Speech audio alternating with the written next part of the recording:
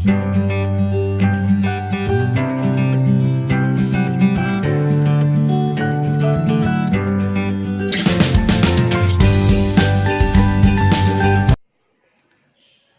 ഞാൻ ഉണ്ടാക്കാൻ പോകുന്നത് പൈനാപ്പിൾ പായസമാണ്.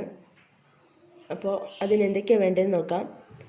അത്യാവശ്യം വലിപ്പമുള്ളൊരു പൈനാപ്പിൾ ഞാൻ ചെറുതായിട്ട് കട്ട് ചെയ്ത് വെച്ചിട്ടുണ്ട്.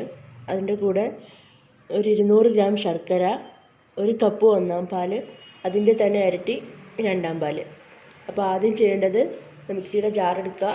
അതിനകത്തിലേക്ക് നമ്മുടെ പൈനാപ്പിൾ ഇട്ട് ഒന്ന് അരച്ചെടുക്കണം. ഒരുപാട് അങ്ങ് അരഞ്ഞു പോകണ്ട, ചെറിയ ചെറിയ പീസായിട്ട് കിടന്നോട്ടെ, കുഴപ്പമില്ല, അതൊരു ടേസ്റ്റാണ്.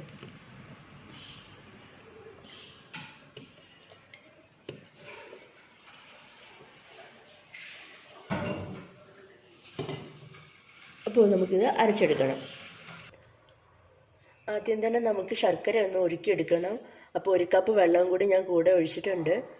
സ്റ്റവ് ഓൺ ചെയ്തു. അപ്പോൾ ഇനി ആ ശർക്കര ഒന്ന് ഉരുക്കി വരട്ടെ.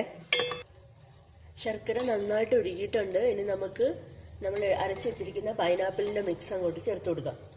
ഇതിപ്പോൾ ശർക്കരയ്ക്ക് പകരം പഞ്ചസാര വേണമെങ്കിലും ചേർക്കാം കേട്ടോ, നിങ്ങളുടെ ഇഷ്ടമാണ്. അപ്പോൾ എനിക്കിപ്പം ശർക്കരയാണ് കൂടുതൽ താല്പര്യം, അതുകൊണ്ട് ഞാൻ ശർക്കര ചേർക്കുന്നേ ഉള്ളൂ.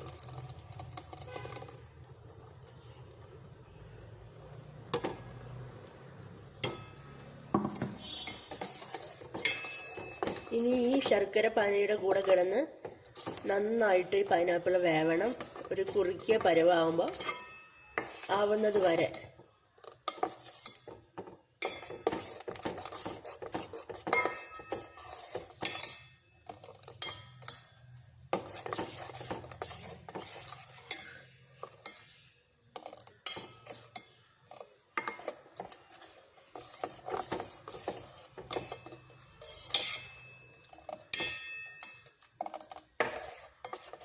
ഇങ്ങനെ ഇളക്കി കൊടുത്തുകൊണ്ടിരിക്കണം. അടിയിൽ പിടിക്കാൻ ശ്രദ്ധിക്കണം. പായസത്തിൻ്റെ കാര്യം അടിയിൽ പിടിച്ചു കഴിഞ്ഞാൽ എല്ലാ ടേസ്റ്റും പോവും.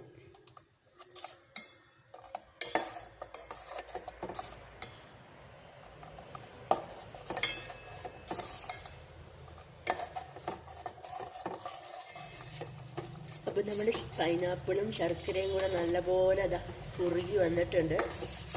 പൈനാപ്പിൾ നന്നായിട്ട് വെന്തിട്ടുണ്ട്. ഈ സമയത്ത് നമുക്ക് രണ്ടാം പാല് ചേർത്ത് കൊടുക്കണം.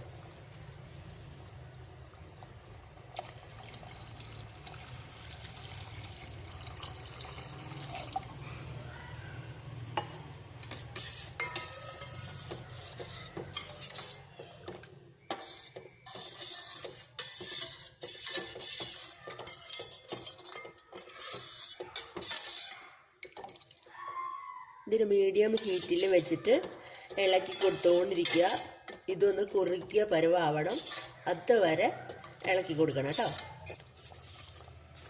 അപ്പോൾ നമ്മൾ പായസത്തിൻ്റെ ഫൈനൽ സ്റ്റേജിലെത്തി.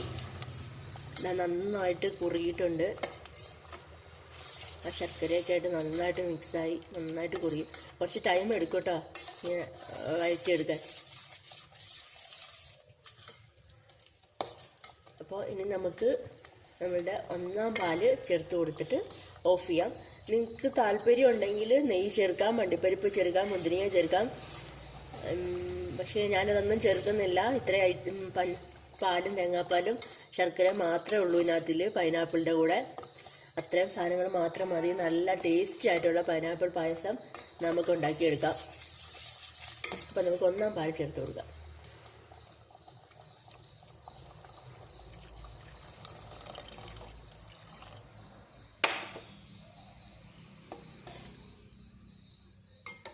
ഒന്നാം പാൽ ചേർത്തിട്ട് അധികം പിന്നെ ചൂടാക്കാനൊന്നും പാടില്ല.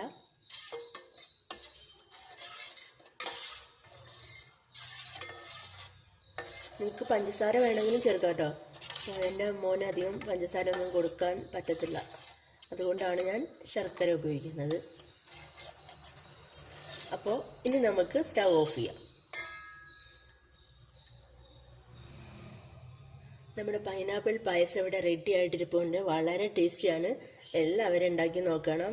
പൈനാപ്പിൾ ഇഷ്ടമുള്ളവർക്ക് എല്ലാവർക്കും ഇഷ്ടപ്പെടും. അത്ര ടേസ്റ്റി ആയിട്ടുള്ള പായസമാണ്.